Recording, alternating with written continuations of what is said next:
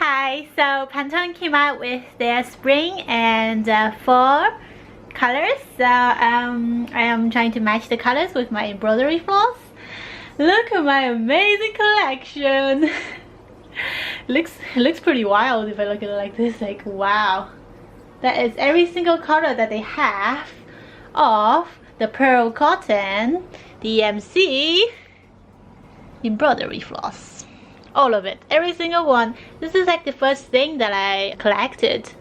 I didn't exactly buy them from like a proper store. I bought them from somebody on Amazon with a massive pack, and then I had to see which colors I was missing and then individually collect those colors. Some of them I think I bought them in an actual craft store in Osaka, but a lot of them I actually just kind of bought online here and there. And yeah, so that's why amazing collection. I'm trying to pick out all the colors that I need for spring and also autumn, because I will be trying to design the bracelet lines for that when I'm in Taiwan, and all this is in Japan, so I have to pick them out in advance. I'm trying to pick out the color of the year for Pantone, Serenity and Rose Quartz.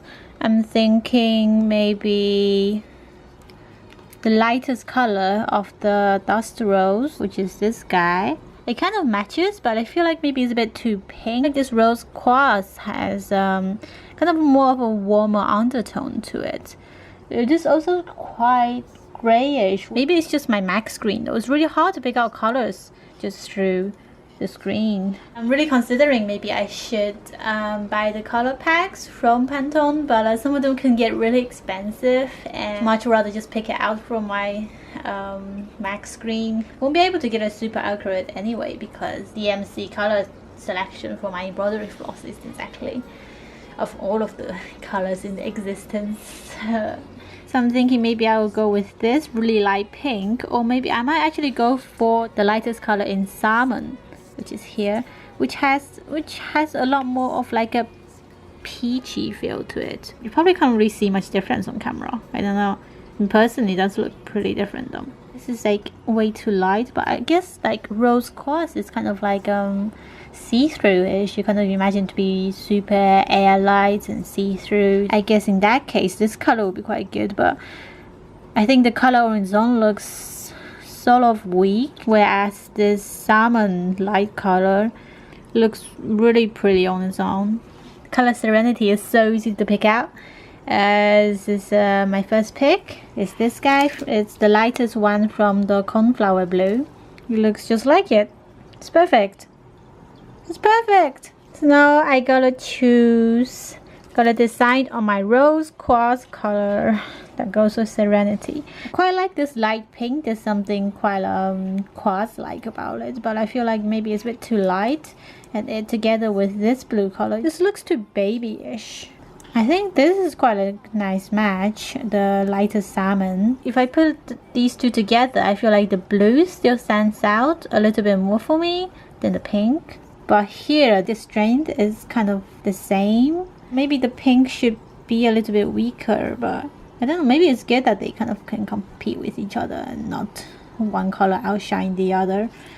And then my other option for the pink one, I thought for the shell pink, it has more of kind of like a grayish undertone to it, which this rose color has just a tiny weeny bit of. But of course, if I match them together here, oh god, this pink is like way too faded. Although it does look nice on its own.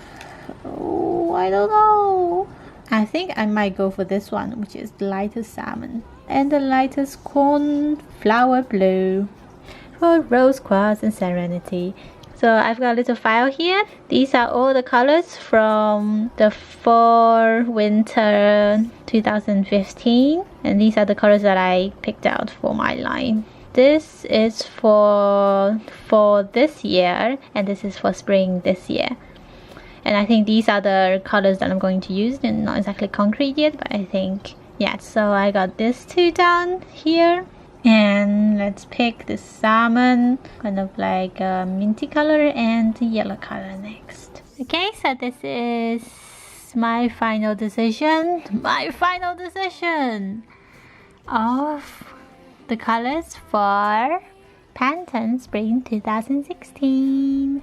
And they usually give out 10 colors, but I like to choose a little less than that. Here I have 6, and I might add in also some neutral colors. I think this lilac gray here adds as a really nice neutral color. That's, you know, if you go like this, that kind of goes. If you go like that, that kind of goes. It kind of all looks really nice with this lilac color. Now I'm going to try to pick out 4 colors. Still slightly far off, but I might be considering these already when I'm back in Taiwan. So a lot of the colors are actually really similar with last year's 4 colors. So I don't know. I'll see what I'll do. So these are the final colors. That's for fall 2016, and that's for spring 2016. This is not a complete set, but I think these 6 colors are what I'm going to use for my bracelet line. And these I haven't exactly chosen which colors I want to use for my line, but I think definitely I want to go for the blues to have kind of like a denim on denim kind of jeans look. And you know, you can pair it with a good pop of red.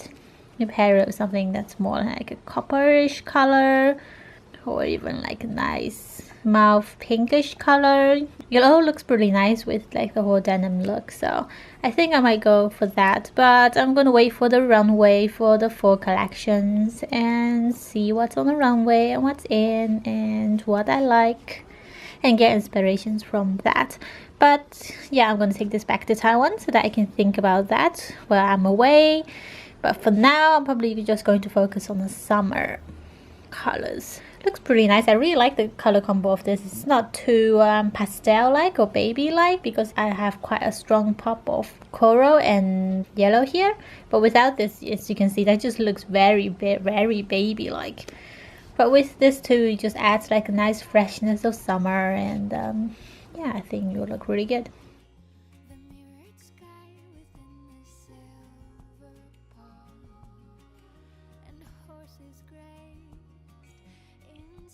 Oh my god, you made it to the end! Woo!